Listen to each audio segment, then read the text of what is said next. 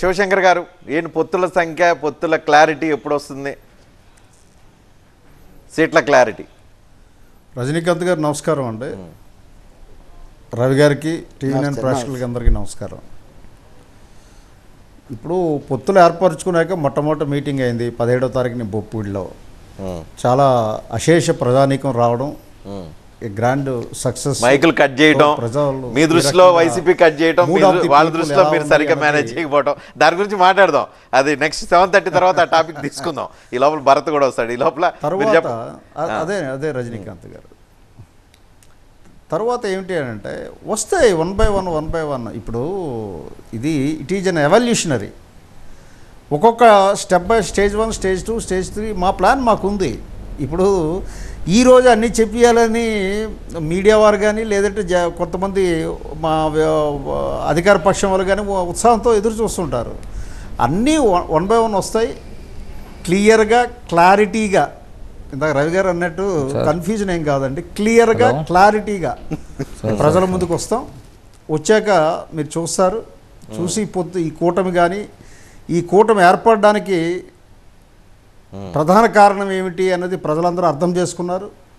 ఎందుకంటే రవి గారు కరెక్ట్గా అన్నారు, ఇటువంటి పరిస్థితి ఎప్పుడు రాలేదన్నారు. కరెక్టే. ఆంధ్రప్రదేశ్లో ప్రజాస్వామ్యానికి ఇంత ప్రమాదంలో పడ్డం అనేది ఎప్పుడు జరగలేదు.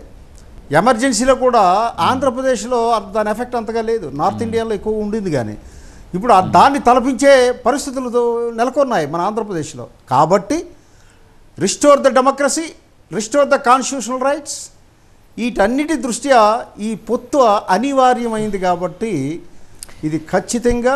కానీ ఇంకా చాలా సీట్లలో ఫైన్ ట్యూనింగ్ జరగలేదు. పొత్తులో ఉన్న 3 పార్టీల మధ్య ఫైన్ ట్యూనింగ్ జరగలేదు అని అంటూ ఉన్నారు.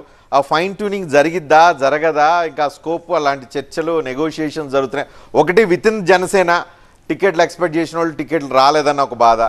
ఇంకోటి పొత్తులో టికెట్లు పోయిన వాళ్ళ దగ్గర ఫైన్ ట్యూన్ జరగట్లేదని.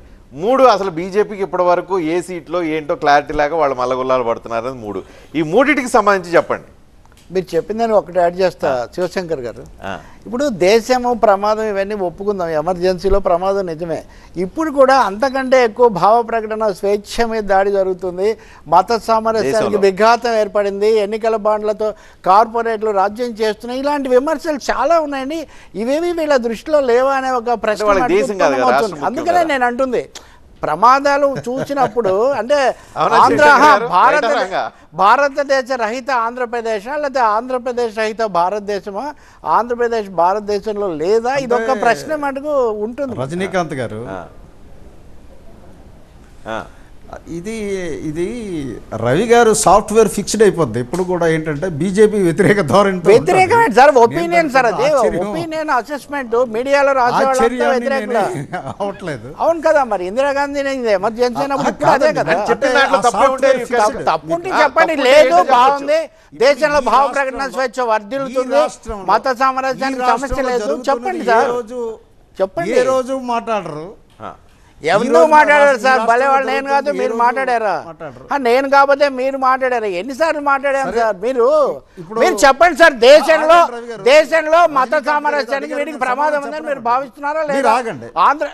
ఆగడం కాదు, ఆంధ్రప్రదేశ్ లో లేదని నేనేం అనలేదే, మిగతా దేశంలో లేదా అని. రజనీకాంత్ గారు నన్ను ఒక ప్రశ్న అడిగారు, నన్ను సమాధానం చెప్పండి.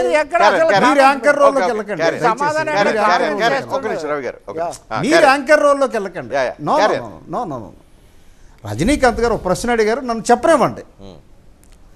ఇప్పుడు ఫైన్ ట్యూన్ ఇవన్నీ అని అంటే రజనీకాంత్ గారు ఏ పార్టీలోనైనా ప్రజాస్వామ్యంలో ఈ చిన్నటువంటివి ఉంటాయి.